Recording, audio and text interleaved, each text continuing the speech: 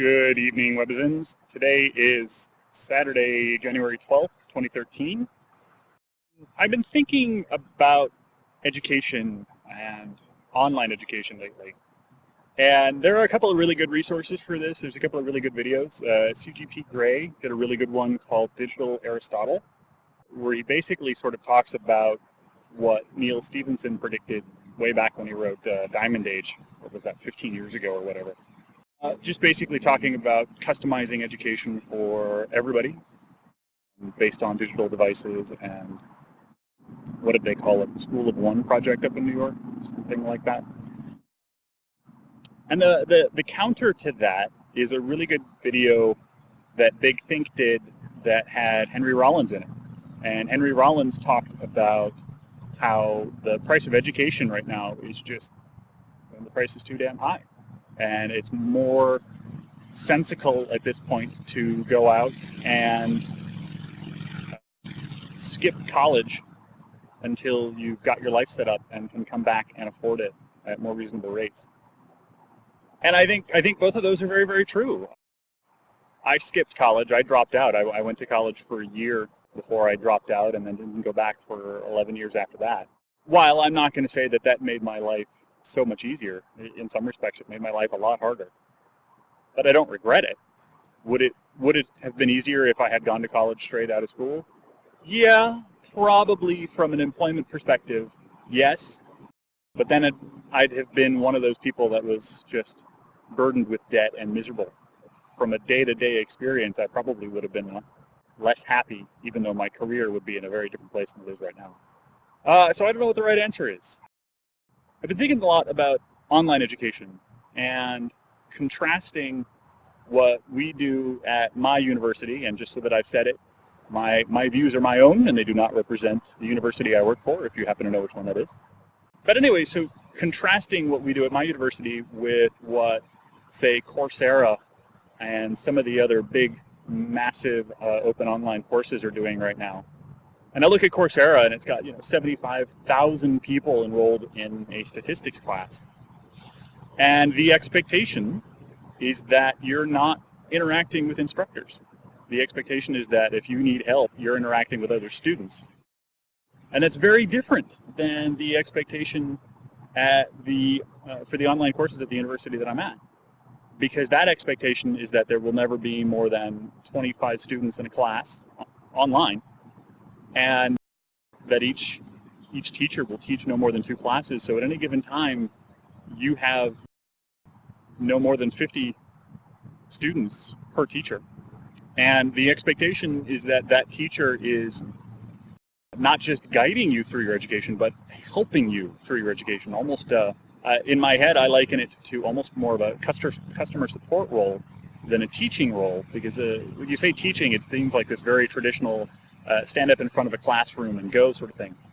And we're not doing that sort of education. The education that we're doing is very asynchronous. We prepare all the course material beforehand, and the students get through it at their own pace. And then the teachers, like I said, are more like customer support than they are doing any sort of lecturing or anything like that.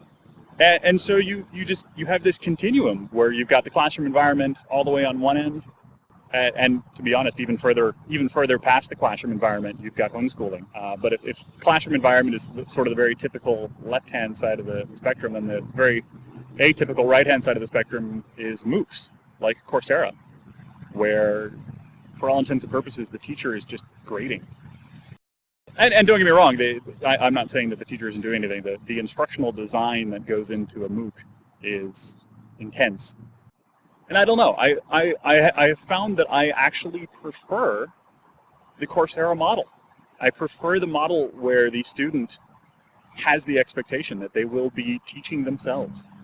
Because, I don't know, I'm kind of coming around to this idea that the sort of teacher as customer service rep and teacher as tech support, it feels to me like a crutch, in that there are some students that take something away from that. There are some students that just really need that human interaction to be able to learn. So I'm not saying that it's not a viable teaching model. I guess I'm saying that it doesn't really appeal to me. When I was taking my degree online, I almost never sought out the teacher, and when I did, it was not for help, it was for clarification. But, I'm me, and not everybody learns like I do, so there are going to be people that learn like that. But I don't know, it's just not my style. Being the database guy that I am, what immediately strikes me is that it just doesn't seem scalable, that teacher as customer service rep. Do we want to plan for one teacher for every 50 students? That's great for job creation, but does that make sense sustainably? Or if we take that digital Aristotle concept where the education is very customized to every single student, obviously you can't really mix those two things. So at that point, the MOOC model makes a lot more sense. I don't know. I don't think that there's one right answer. Education is at an interesting time right now because we have so many more options than we had even 20 years ago.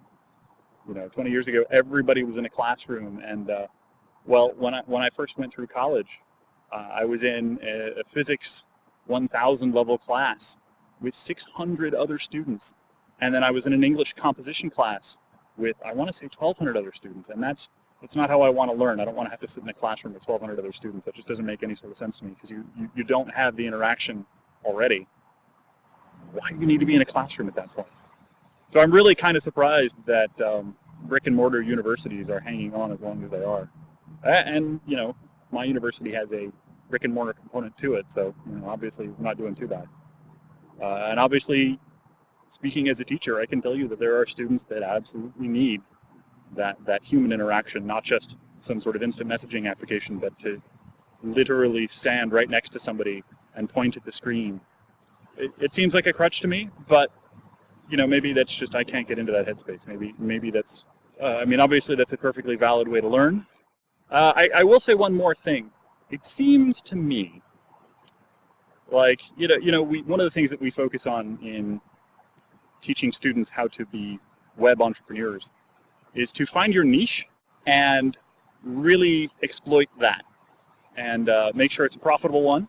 And I used to work for a company that made websites for elective surgeons, like LASIK, eye doctors, and plastic surgeons, and that sort of stuff. And that was a really good niche because you have really high-end sort of boutique quality websites made for people with the money to pay for it. So it was a good niche. And I think one of the emerging pockets that we're starting to see in education is as we go towards this Coursera model with MOOCs, or the sort of Udemy model where you're paying $5-10 for access to a 2 or 3 hour course, or the CodeSchool model where they've got a bunch of these little 4 to 8 hour courses and you pay to some per month basis, or the Lynda model where it's very, very similar but less interactive. So all of these models are taking very technical concepts from subject matter experts and figuring out how to put them online. And if there's one thing that I've learned, it's that people who are subject matter experts and people who are very, very technical don't necessarily know anything about teaching, or more to the point, anything about instructional design. So there's a really good niche there for somebody to come in and speak both languages. Somebody who can speak the technical language that the subject matter expert is speaking, but can figure out how to rearrange and recombine and refactor all of that knowledge into something that a student can absorb. Because you can't just brain dump some technical matter and assume that a student can understand it. You've got concerns about leveling, and you've got concerns about teaching A before teaching B so that you're not jumping ahead of yourself. And there's a lot that goes into instructional design. So I think a really interesting niche in the near future is going to be this sort of freelance instructional design, where you come in and somebody says, hey, I'm a subject matter expert in XYZ. I'd like to put a course together for Udemy or Lynda or whatever, and I want to pay you to videotape me and do motion graphics and sequence it so that it makes sense to people, and so that everybody wins. The students get a better student experience, the subject matter expert gets the money that they're going to make from the content, and then the instructional designer gets paid to put it all together.